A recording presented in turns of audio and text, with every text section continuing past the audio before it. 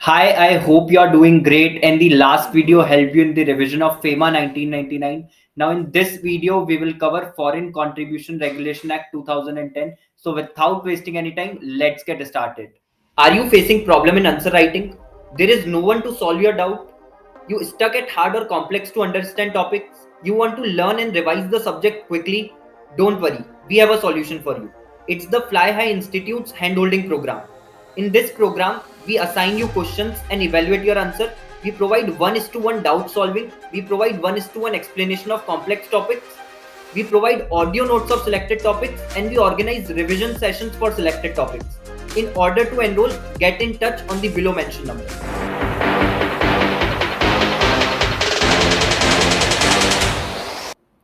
The Fly High Institute is providing recorded lectures of CS Professional Group 2nd for December 23 attempt. To enroll, reach out to below mentioned number or email ID.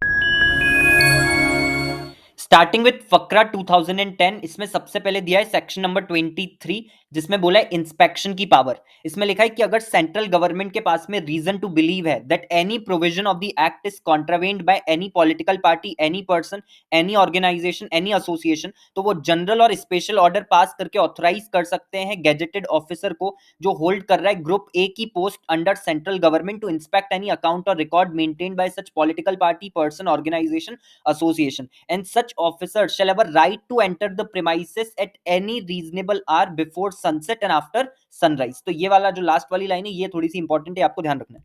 उसके बाद section number 24 में उन्होंने बोला है scissor of accounts और records. इसमें लिखा है कि अगर इंस्पेक्शन करने के बाद में इंस्पेक्टर के पास में रीजनेबल कॉज है to believe that any provision is contravened, he may seize such account और record and produce the same before the court authority और tribunal in any proceeding is brought for such contravention. तो वो seize कर सकता है और फिर उसके बाद में उसको प्रोड्यूस कर सकता है किसी भी प्रोसीडिंग में जो कि उस कॉन्ट्रावेंशन को लेकर के इनिशिएट करी जाएगी बिफोर द कोर्ट अथॉरिटी और ट्रिब्यूनल।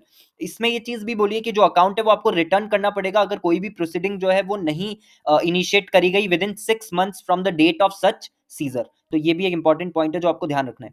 उसके बाद सेक्शन नंबर 25 में लिखा है scissor of article currency security. इसमें बोला है कि जो भी गेजेटेड ऑफिसर है अगर उसके पास रीजन टू बिलीव है दैट किसी भी पर्सन के पास में या उसके कंट्रोल में कोई भी आर्टिकल है जिसकी वैल्यू एक्सीड कर रही है प्रिस्क्राइब वैल्यू को, और प्रिस्क्राइब वैल्यू कितनी है 25,000, या कोई भी करेंसी या सिक्योरिटी है चाहे वो इंडियन हो या फॉरेन हो, तो वो उसको सीज कर सकता है। तो ये सेक्शन नंबर 25 में।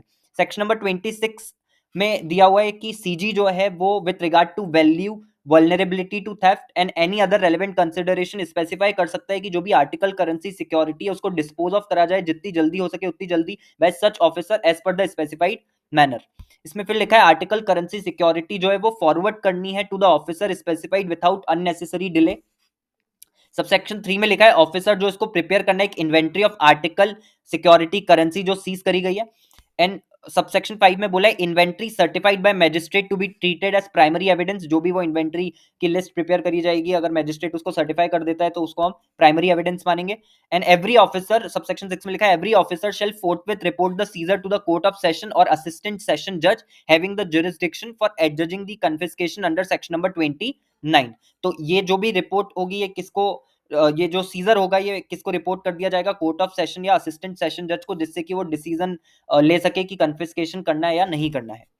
देन उसके बाद में सेक्शन नंबर 29 जिसमें एडजुडिकेशन ऑफ कन्फिस्केशन से रिलेटेड प्रोविजन दिया, इसमें ये बोला है कि एनी कन्फिस्केशन में be adjudged without limit by the court of session within the local limits of whose jurisdiction the seizure was made and subject to such limits as may be prescribed by such officer not below the rank of an assistant session judge as the CG में specify. तो without limit या subject to limit का मतलब क्या है कि कितनी भी वैल्यू का आर्टिकल हो, सिक्योरिटी हो या करेंसी हो, कोर्ट ऑफ सेशन जो है उस केस का एडजुडिकेशन कर सकता है, उसमें डिसीजन सुना सकता है।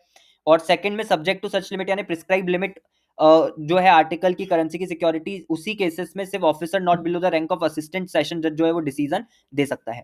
एडजुडिकेशन कंक्लूड होने पे सेशन जज और असिस्टेंट सेशन जज जो है वो ऑर्डर पास करके डिस्पोजल का बोल सकते हैं बाय वे ऑफ कन्फिस्केशन और डिलीवरी ऑफ सीज्ड आर्टिकल और करेंसी टू एनी पर्सन जो कि क्लेम कर रहा है पोजेशन उसका और which has been used for the commission of any offence under this act. उसके बाद बोला है order to be made after giving ROOBH यानी reasonable opportunity of being heard to the person from whom article seize. तो confiscation का order pass करने के पहले आपको एक reasonable opportunity of being heard जो है वो देने की जरूरत होती है। अगर सीजर का केस देखें तो सीजर के केस में reasonable opportunity of being heard जो है वो देने की रिक्वायरमेंट नहीं होती है, लेकिन कन्फिस्केशन के केस में ये रिक्वायरमेंट जो है ये होती है।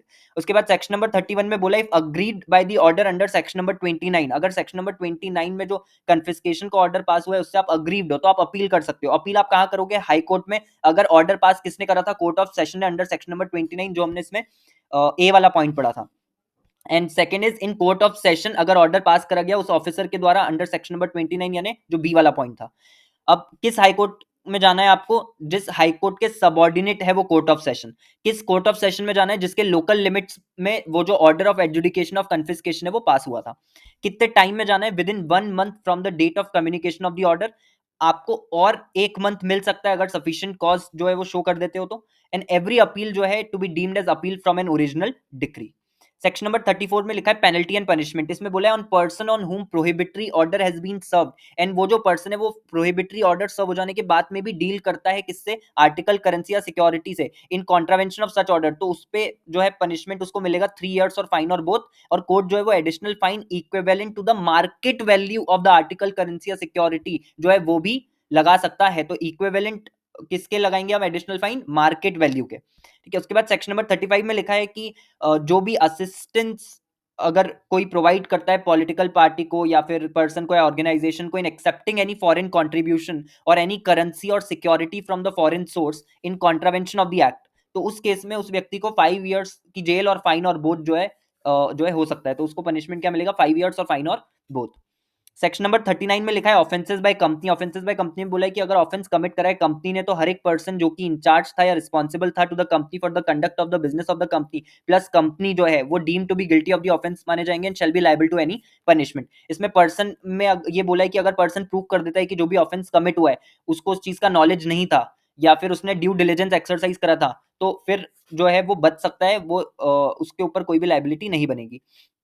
इसमें एक और चीज लिखी है कि कंपनी ने अगर ऑफेंस करा है और ये प्रूव हो जाता है कि ऑफेंस जो है वो कमिट करा गया है विद द कंसेंट और कॉनिवेंस और is attributable to the neglect of any director, manager, secretary या अदर ऑफिसर, तो उन लोगों को भी जो है गिल्टी माना जाएगा ऑफेंस का एंड वो लायबल हो जाएंगे to be proceeded and punished accordingly. उसके बाद सेक्शन नंबर 41 में दिया है कंपोजिशन ऑफ सर्टेन ऑफेंसेस। कुछ ऑफेंसेस जो उनका कंपोजिशन हो सकता है, तो इसमें सब सेक्शन 1 में लिखा है कि any offence punishable under this act not being an offence punishable with imprisonment only. यहाँ पे इम्प्रिजनमेंट एंड फाइन वाला जो ऑफेंस है वो इन्होंने कवर नहीं करा है। तो कोई भी ऑफेंस जो पनिशेबल है under this act not being an offence punishable with imprisonment only may before the institution of any prosecution, prosecution institute करा जाए उसके पहले कंपाउंड करा जा सकता है बाय सच ऑफिसर और authorities and for such sums as the CG में specify in the official gazette. Subsection 2 में लिखा है कोई भी सेकंड या सब्सिक्वेंट ऑफेंस अगर कमिट होता है after the expiry of a period of 3 years from the date on which offence was previously compounded तो उसको फर्स्ट ऑफेंस माना जाएगा। इफ कंपाउंडेड बिफोर प्रोसिक्यूशन, अगर प्रोसिक्यूशन के पहले ही ऑफेंस कंपाउंड कर लिया गया तो कोई भी प्रोसिक्यूशन जो है वो इंस्टीट्यूट नहीं करा जाएगा in relation to such offence against the offender. और लास्ट बोला है अगर कंपोजिशन ऑफ ऑफेंस जो है वो इस तरीके का है कि उसमें आपको रिक्वायरमेंट है परमिशन ऑब्टेन करने की या फाइल करने की कुछ भी रजिस्टर वगैरह सीजी को या किसी भी प्रिस्क्राइब्ड अथॉरिटी को, तो उस केस में जो भी ऑफिसर है वो आपको बोल सकता है कि वो परमिशन या जो भी वो फाइलिंग वगैरह आपको करनी है वो पहले कंप्लीट करो, उसके बाद में ही ऑफेंस जो है उसकी कंपाउंडिंग करी जाएगी। तो ये पूरा जो है आपको याद रखना है फकरा के अंदर। I hope this video helped you in recalling the provision and get better understanding of the provisions discussed. Thank you so much for watching this video and I will see you in the next one.